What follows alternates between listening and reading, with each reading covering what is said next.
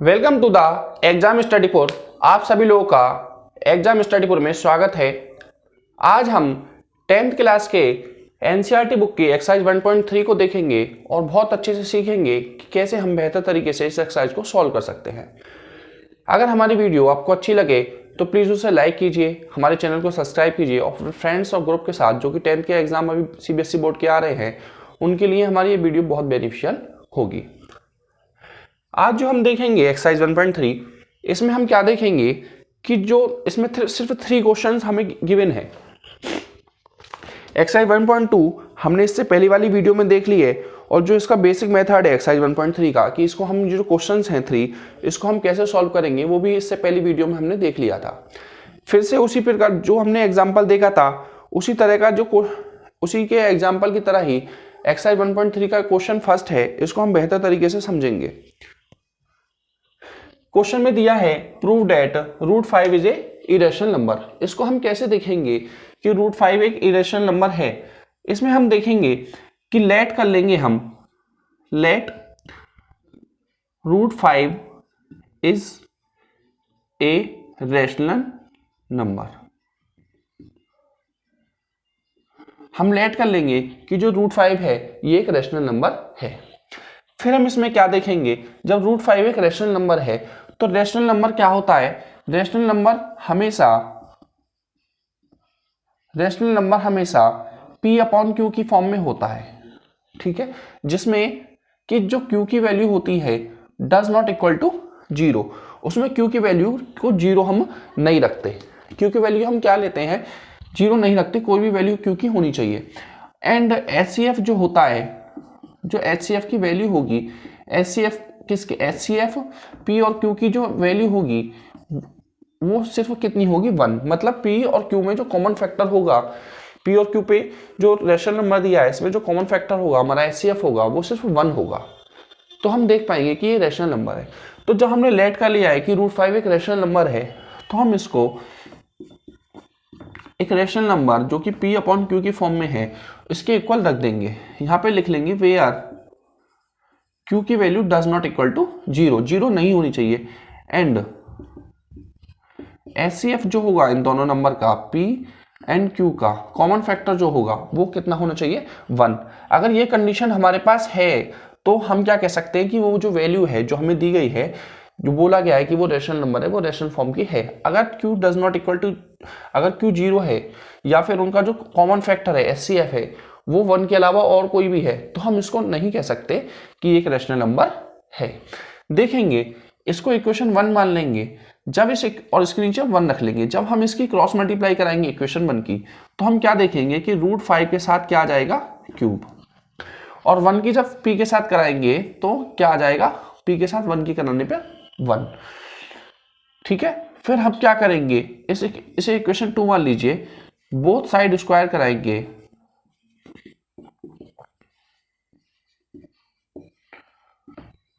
जब both side square कराएंगे तो हम क्या देखेंगे, इसका स्क्वायर कीजिए आप √5 क्यूब का और P का, दोनों का लेफ्ट हैंड साइड और राइट हैंड साइड दोनों तरफ स्क्वायर करेंगे तो क्या देखेंगे, √5 से जब स्क्वायर करेंगे तो 5 आ जाएगा और क्यूब का स्क्वायर करेंगे तो Q का स्क्वायर करने पर Q स्क्वायर आ जाएगा, ठीक है, और P का स्क्वायर करेंगे तो P स्क्वायर आ जाएगा, ठीक। फिर क्या देखेंगे हम, इसको इक्वेशन मान लीजिए आप, नहीं ऐसे करिए आप कि ये जो वैल्यू है P स्क्वायर की, Q स्क्वायर की वैल्यू हम यहां से फाइंड करेंगे, P स्क्वायर और नीचे 5। आपको मैंने इससे पहली वाली वीडियो में एक चीज बताई थी कि अगर कोई नंबर 6 है, 6 का स्क्वायर है और उसको 3 डिवाइड करता है, अगर 3 6 के स्क्वायर को डिवाइड करता है तो ये भी पक्का श्योर होगा कि जो 3 होगा वो सिर्फ इस 6 को भी डिवाइड करेगा।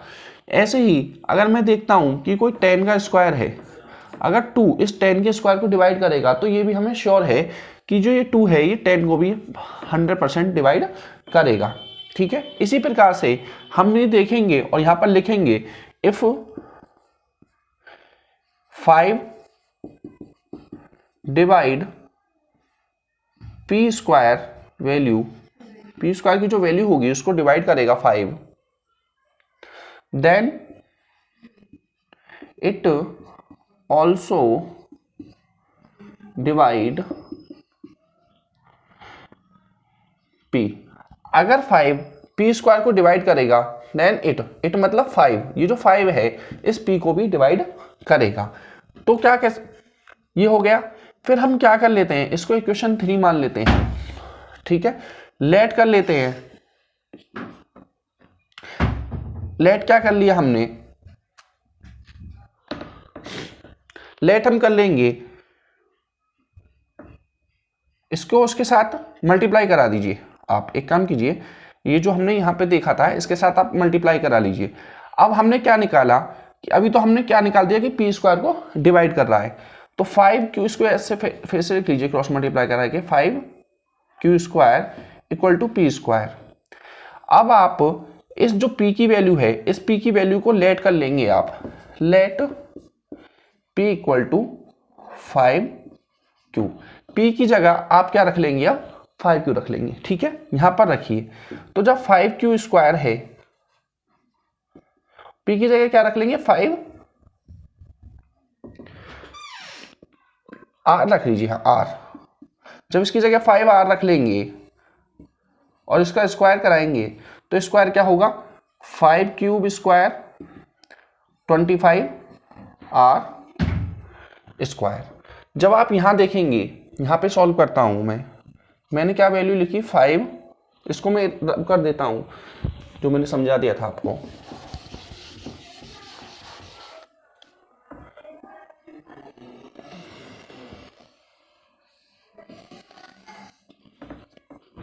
इसको मैं क्या देखूंगा, यहां 5q square equal to 25 r square है, ठीक है।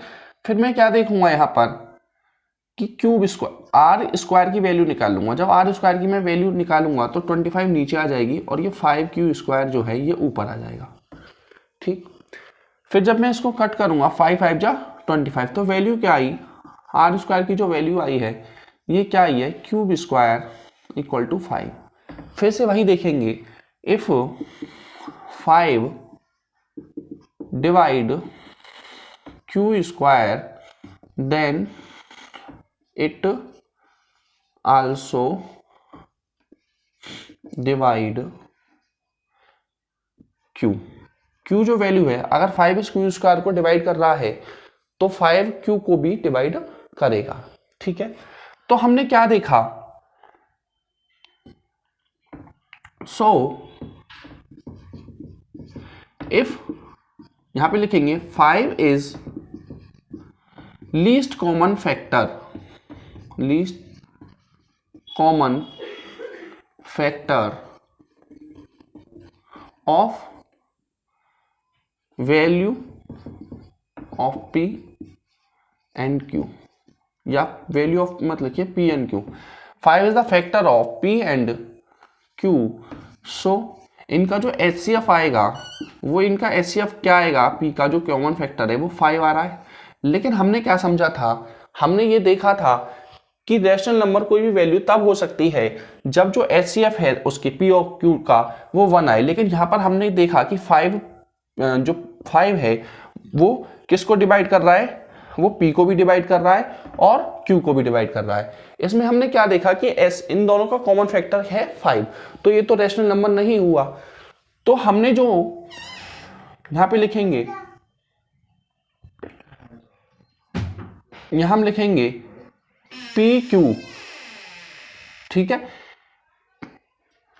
HCF निकाल दिया p और q का हमने, तो हमने क्या देखा कि जो हमें वैल्यू दी थी p अपॉन q एक रैशनल नंबर है,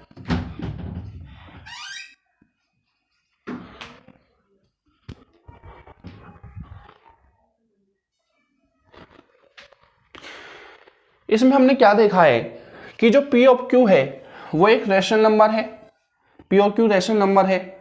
बट अभी प्रूफ क्या हुआ है कि ये p अपॉन q एक रैशनल नंबर नहीं है, p अपॉन q एक रैशनल नंबर नहीं है। ये हमने क्या किया है, ये हमने प्रूफ किया है। सो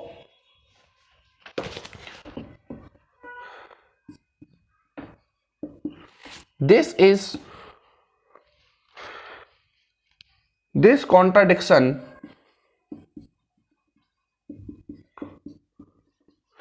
contradiction has arise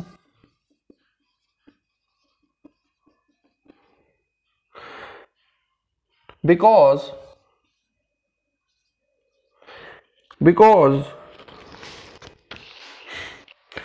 our incorrect assumption,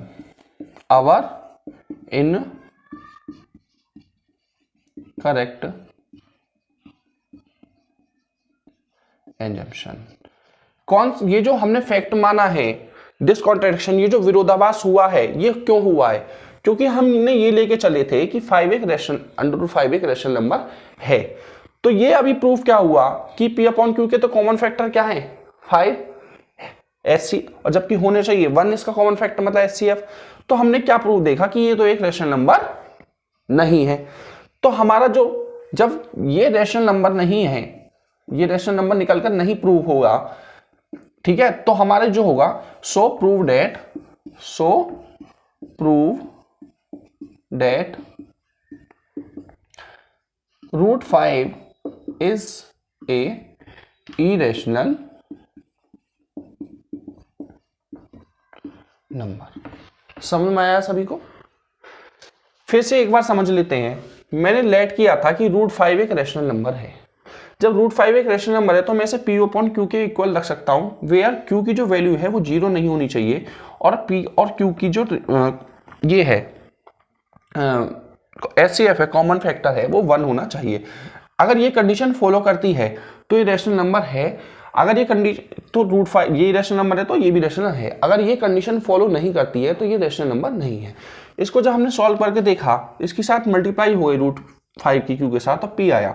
जब हमने बोथ साइड का स्क्वायर कराया तो हमने क्या देखा कि जब स्क्वायर करने में स्क्वायर की जो वैल्यू है वो ये आई। इफ 5 डिवाइड P स्क्वायर, अगर कोई वैल्यू, मैंने आपको समझाया था, अगर कोई वैल्यू 3 है वो 6 के स्क्वायर को डिवाइड कर रही है तो 100% वो 3 जो डिजिट होगी वो 6 को भी डिवाइड करेगी। इसलिए हमने जो देखा यहाँ पर, इससे हम समझ सकते हैं कि अगर 5 P स्क्वायर को डिवाइड कर रहा है तो 5 जो है वो डिवाइड करेगा P की वैल्यू को भी, ठीक है। फिर हमने क्या किया कि ये जो P है, यहाँ पर जो P है इसकी वैल्यू को मैंने क्या ले लिया है 5Q ले लिया है 5R, और 5R को मैंने पुट कर दिया है इस वैल्यू में, ठीक है। आपको यहाँ से नहीं दिख रहा होगा शायद, इसके नीचे जो इसके बाद जो मैंने स्टेप किया है वो ये किया है कि 5 cube square equal to 25R square, ये वैल्यू है। फिर ये जो स्टेप है वो यहाँ पर मैंने फिर से लिख दिया है ताकि आपको अगर नहीं दिख रहा हो तो R स्क्वायर है, R स्क्वायर की जो वैल्यू फाइंड करेंगे तो 25 नीचे आ जाएगा, 5 स्क्वायर ऊपर आ जाएगा। और जब वही फिर से रिपीट होगी कंडीशन, वो वाली थॉर्म रिपीट होगी, अगर 5 किसी डिजिट को डिवाइड कर रही है Q स्क्वायर को, तो ये भी जरूरी होगा कि 5 Q स्क्वायर को डिवाइड कर रही है तो 5 Q को भी जरूर डिवाइड करेगी। तो इससे यहाँ आप देखिए कि 5 जो है Q को भी डिवाइड कर रही है और यहाँ हमने देखा कि 5 P को भी डिवाइड कर रही है। इससे पता क्या चलता है कि इनका जो कॉमन फैक्टर है P और Q का, वो कॉमन फैक्टर क्या है 5। तो जब इनका कॉमन, हमने शुरू में यहाँ पढ़ के चले थे कि जो कॉमन फैक्टर है P और Q का वो कितना होना चाहिए 1।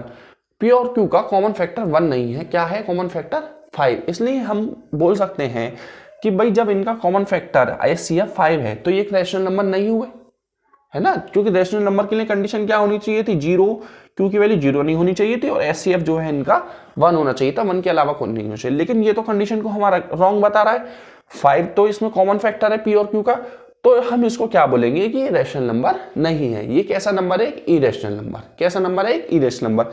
जब P अपॉन Q एक इरेशनल नंबर है तो P अपॉन Q के इक्वल में हम क्या लेके चले थे, ये रैशनल नंबर है। तो इससे प्रूव हो गया कि रूट 5 भी एक इरेशनल नंबर है, ठीक है। अब इसी कॉन्सेप्ट को आगे बढ़ाते हुए मैं क्वेश्चन सेकंड देखूंगा, उसके बाद क्वेश्चन थर्ड देखूंगा और सीखेंगे कि ये क्वेश्चंस कैसे बेहतर तरीके से हम समझ सकते हैं।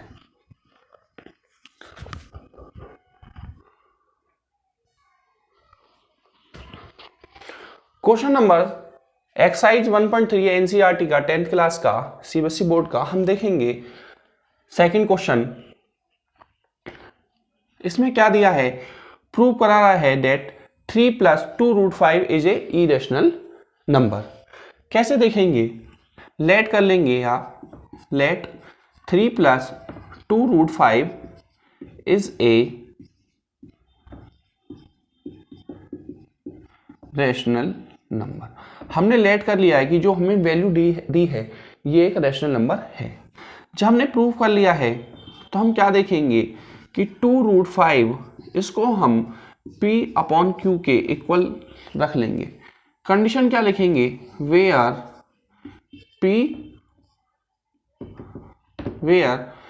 Q does not equal to 0 and HCF जो है इनका P और Q का वो 1 होना चाहिए। ये कंडीशन दो फुलफिल होनी चाहिए। फिर क्या करेंगे कि ये जो 2√5 है इसको यहीं लिखा रहने देंगे। ये P/Q है, ये जो 3 है इसकी वैल्यू किधर आ जाएगी, इधर आ जाएगी। ठीक है, फिर क्या करेंगे कि √5 के साथ जो ये वैल्यू है 2, इसको भी मैं क्या कर दूंगा, ये भी मैं नीचे ले आऊंगा। ठीक है, इसको आप इक्वेशन 1 मान लीजिएगा, इसको आप इक्वेशन 2 मान लीजिएगा। ठीक, फिर मैं क्या देखूंगा कि P/Q - 3, ये देखिए इसको, ये P/Q एक इंटीजर है।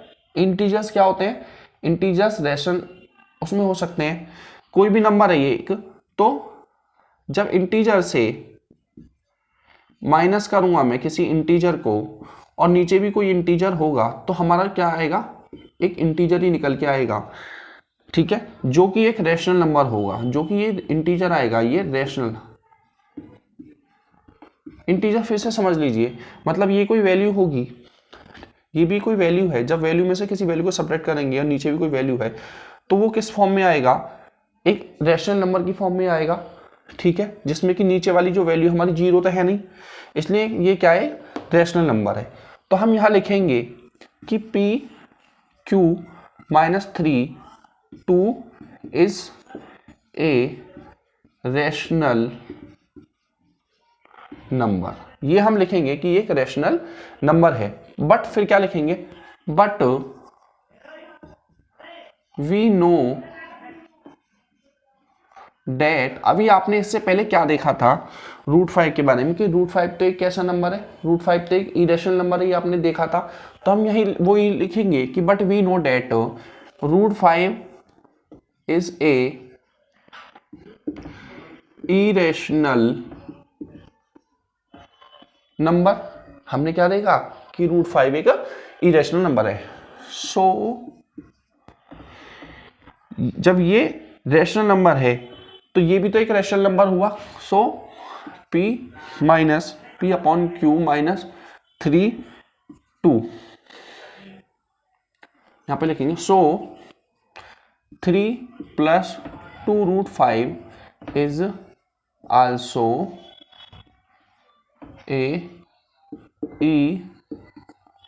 Irrational number. ठीक है, this contradict that √2 is a irrational number। ठीक है, ये प्रूव हो गया कि ये एक इरेशनल नंबर होगा, जो कि हमने लेट एज्यूम किया था। क्या एज्यूम किया था कि ये एक रैशनल नंबर है, ये हमने एज्यूम किया था ना। तो अब हमारा ये जो कर रहा है, इट अपोज कर रहा है ये हमारे, this oppose our assumption.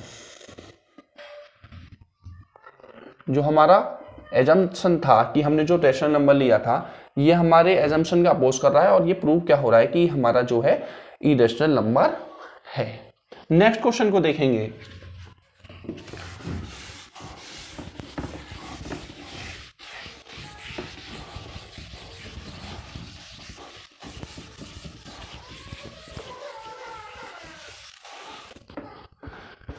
Next question exercise 1.3 का थर्ड क्वेश्चन है।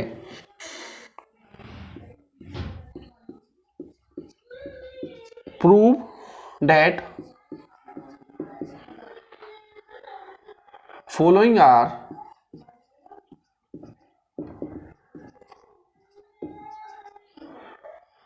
irrational।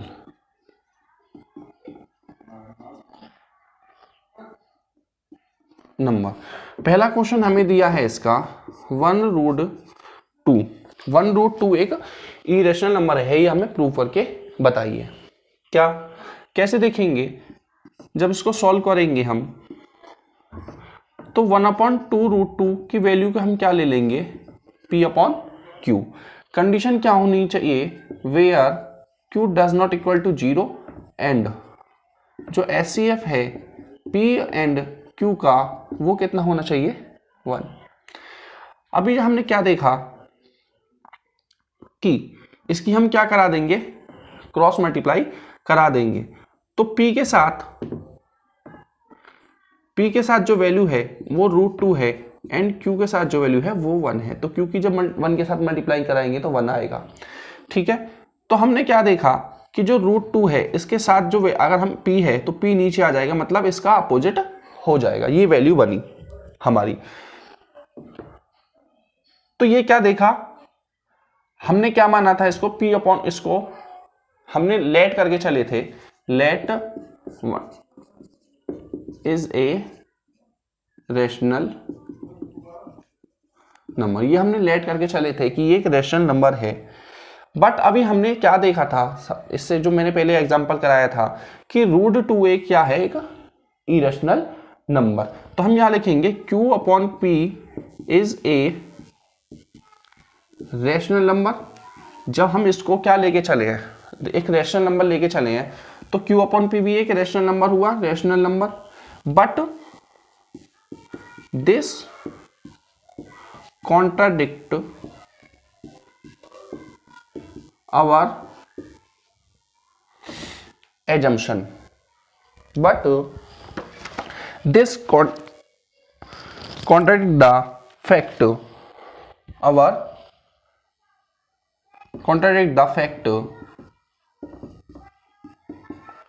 √2 is a irrational number। हमने क्या देखा कि √2 एक क्या है, इरेशनल नंबर, जो हमने पहले प्रूव कर लिया था। सो जो वैल्यू 1/2 है, 1/2 इज ए इरेशनल नंबर। ठीक है, ये हमने देखा। अब नेक्स्ट क्वेश्चन, अब सेकंड क्वेश्चन हम देखेंगे।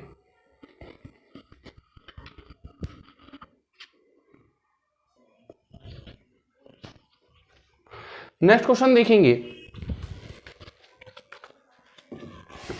इसका ही थर्ड का सेकंड पार्ट है।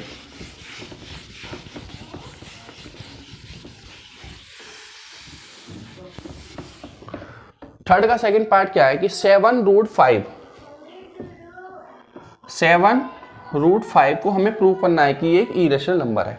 तो हम क्या लेके चलेंगे, let 7√5 is a rational number.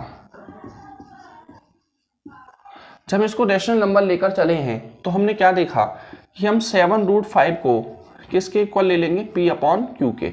Condition क्या होनी चाहिए, Q does not equal to 0 where Q does not equal to 0 and SCF P/Q का जो होगा 1। ये हम कंडीशन लेकर चलते हैं।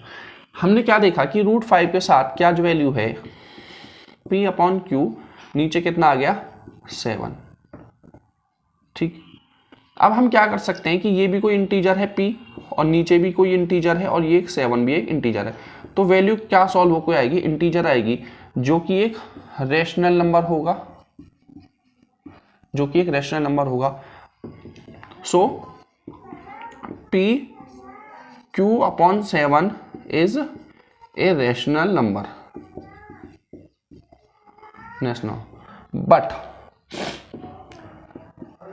but we already know that, हम ऑलरेडी जानते हैं कि, क्या जानते हैं हम ऑलरेडी ये जानते हैं that 5 is a irrational number।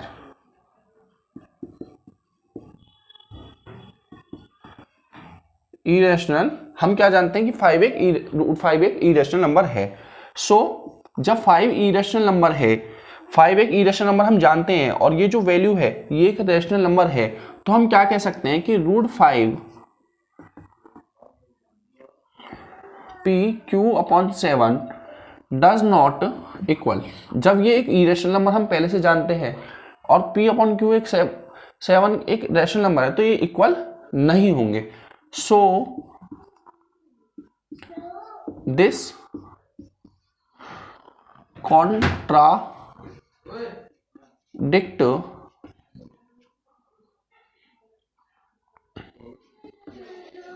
the fact √5 is a irrational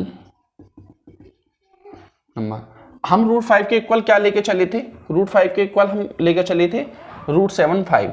सो जब ये नहीं इसके इक्वल लेके चले तो √7/5 is also irrational number। जब हम √7/5 को किसके इक्वल लेके चले थे? P/Q के। जब P/Q एक इरेशनल नंबर नहीं है, ठीक है, तो हमने क्या प्रूफ देखा कि ये √7/5 भी एक इरेशनल नंबर, ये एक इरेशनल नंबर होगा। नेक्स्ट क्वेश्चन देखते हैं।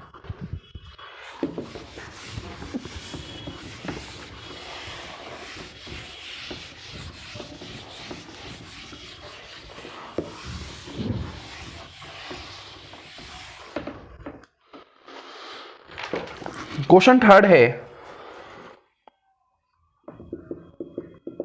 क्वेश्चन थर्ड का थर्ड क्वेश्चन है 6 + 2√2 एक इरेशनल नंबर है, हमें प्रूफ करना है।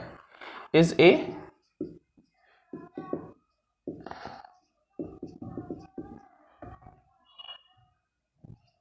इरेशनल नंबर है, ये हमें प्रूव करना है। तो लेट क्या करेंगे? Let 6 + 2√2 is a rational number. ये हम लेट करके चले हैं।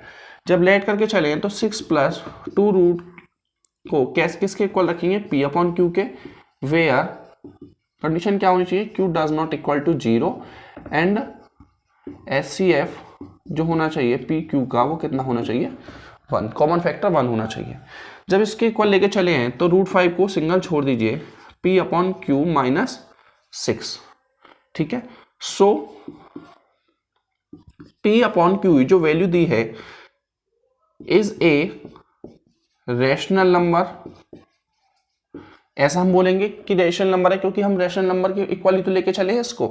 बट जब हम इसको रेशनल नंबर लेके चले और तो ये दोनों बराबर है P/Q और 6 सिर्फ इधर आ गया। जब हम इसको, ये रेशनल नंबर है, एक रेशनल नंबर में से कोई इंटीजर सब्ट्रैक्ट करेंगे तो एक रेशनल नंबर ही आएगा। आएगा नहीं आएगा? रेशनल नंबर होगा नहीं वो तो। लेकिन हम क्या जानते हैं? But we no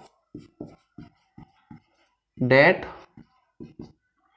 √2 is a irrational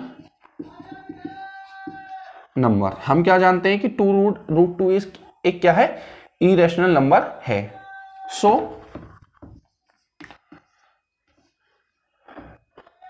जो ये है √2 P/Q इक्वल टू 6, ये इक्वल नहीं होंगे दोस्तों की रेशनल नंबर, ये रेशनल नंबर है। सो दिस कॉन्ट्राडिक्ट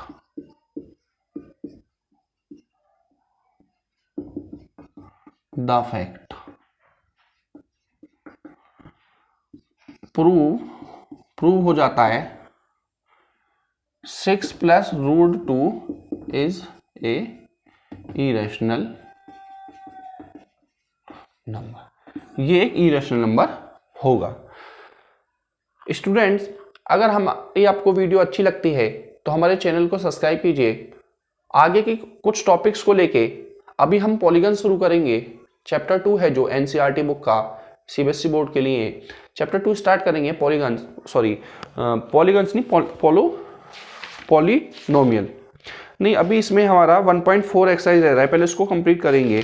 फिर इसके बाद हम सेकेंड चैप्टर देखेंगे पॉलीनोमियल्स, बेहतर तरीके से उसको सीखेंगे। कोशिश रहेगी कि आपको सारे टॉपिक कवर कराए जाएं, और लेकिन उसमें से भी ये देखा जाए कि एग्जाम पॉइंट ऑफ व्यू से कौन सी चीज़ इंपॉर्टेंट है, इसलिए हम उसको ही लेंगे। बहुत ज़्यादा लॉन्ग में नहीं जाएंगे। जो आपके एग्जाम पॉइंट ऑफ व्यू से है उसको हम लेके चलेंगे। ये एक्सरसाइज इसलिए कराई क्योंकि ये बहुत इंपॉर्टेंट एक्सरसाइज है। 1 क्वेश्चन इसमें से हर एक एक्सरसाइज में 1, 2, 3 में से बनता ही है एग्जाम में, और ये एक्सरसाइज बहुत इंपॉर्टेंट है, बेनिफिशियल है, और वही क्वेश्चन हम लेकर चले हैं जो आपके एग्जाम पॉइंट ऑफ व्यू से बहुत अच्छे हैं। कोशिश करेंगे कि आपके सामने और अच्छी बेहतर वीडियो आप नए नए टॉपिक्स को लेके जो हमारी 10th क्लास में है एनसीईआरटी बुक में, उसको लेके आपके सामने आएंगे। जब तक के लिए थैंक यू।